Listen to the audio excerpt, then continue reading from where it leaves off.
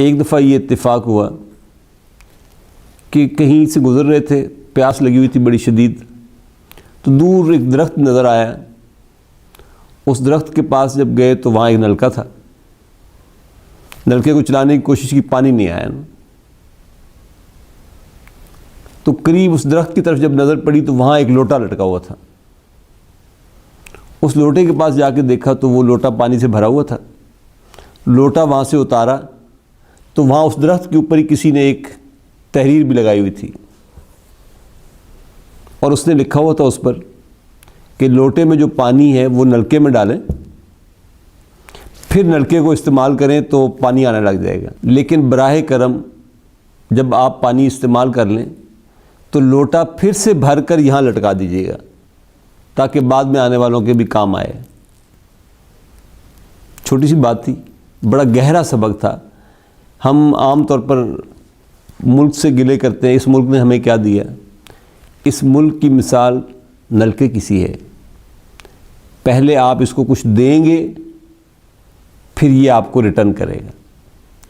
اور یہ تو اللہ تعالیٰ نے بھی رکھا یہی اصول کہ ان تنصر اللہ ینصرکم، تم اللہ کی مدد کرو گے تو اللہ تمہاری مدد کرے گا۔ تو اگر آپ کو ہیلپ چاہیے، آپ کو اس ملک سے کچھ چاہیے، تو you have to invest the first. اور یہ لفظ ہمارے یہاں عام طور پہ استعمال کیا جاتا ہے۔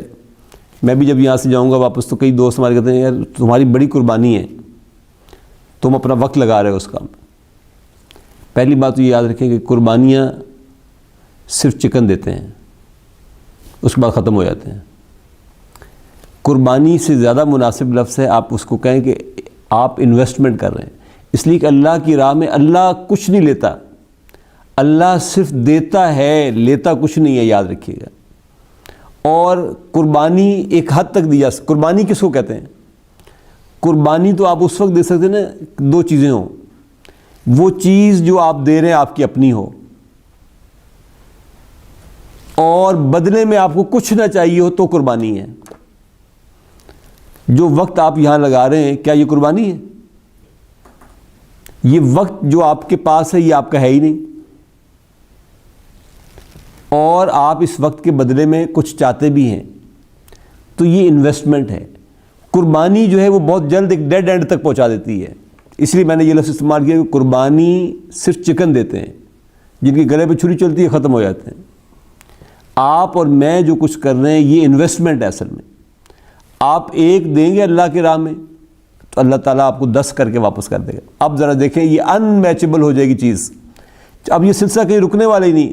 آپ نے 1 روپیہ دیا تھا، اللہ نے 10 روپے واپس کر دی کم سے کم۔ آپ نے پھر 10 میں سے آپ نے 10 دیے، اللہ تعالیٰ نے آپ کو 10 ٹائمز اگر دیا تو 100 ہو گئے۔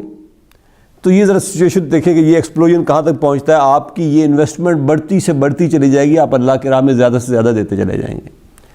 لہذا don't sacrifice yourself, please make the investment with اللہ سبحانہ و تعالیٰ، اس لیے کہ اللہ تعالیٰ دیتا ہے، اللہ تعالیٰ لیتا کچھ نہیں ہے۔ آپ اللہ کے لیے اپنا وقت لگائیں گے تو اللہ تعالیٰ اس میں برکت کے اعتبار سے آپ کو کہاں تک پہنچائے گا یہ میں اور آپ امیجن بھی نہیں کر سکتے۔ اس لیے گنتی کے بعد اس میں گنتیاں ذرا انسان کو کسی اور طرف لے جاتی ہیں، تو آپ ذرا اس کو اور طرف جانے کی بجائے اس گنتی کو اس انویسٹمنٹ کی طرف لے کر جائیں کہ جہاں گنتیاں ختم ہو جائیں گی۔ آخر حضرت عبد الرحمن ابن عوف رضی اللہ تعالیٰ عنہ اسی زمین پر رہ کر گئے ہیں۔ شدید قحط تھا مدینہ میں۔ حضرت عبد الرحمن ابن عوف کے رضی اللہ تعالیٰ عنہ کے کہیں سے اونٹ آ رہے تھے غلے سے لدے ہوئے، تو کسی نے حضرت عبد الرحمن سے کہا کہ عبد الرحمن، میں نے یہ سنا ہے کہ اللہ کے رسول صلی اللہ علیہ وسلم یہ فرمایا کرتے تھے کہ میرے ساتھیوں میں سے اس عبد الرحمن جو ہے یہ سب سے زیادہ دیر سے جنت میں داخل جائے گا،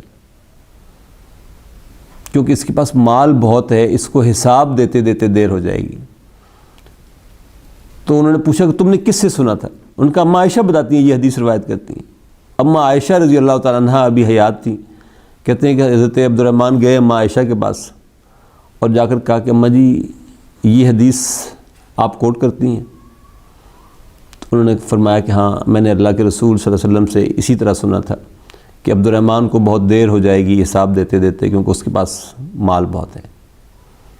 تو حضرت عبد الرحمن ابن عوف روئے اور کہا کہ اماں جی آپ گواہ رہنا، میں یہ جو 100 اونٹ غلے کا آ رہا ہے یہ سب کا سب میں اللہ کی راہ میں انویسٹ کر دوں گا، یہ میں سب لگا دوں گا اللہ کی راہ میں، کیونکہ مدینہ میں قحط بہت شدید ہے، اور میں آپ سے وعدہ کرتا ہوں کہ اللہ کے رسول نے تو یہ فرمایا تھا کہ یہ گھسٹ گھسٹ کر جنت میں داخل ہوگا، میں کوشش کروں گا آج کے بعد کہ میں کھڑے ہو کے جنت میں داخل ہو سکوں، میں اپنے پاس کچھ جمع نہیں کروں گا۔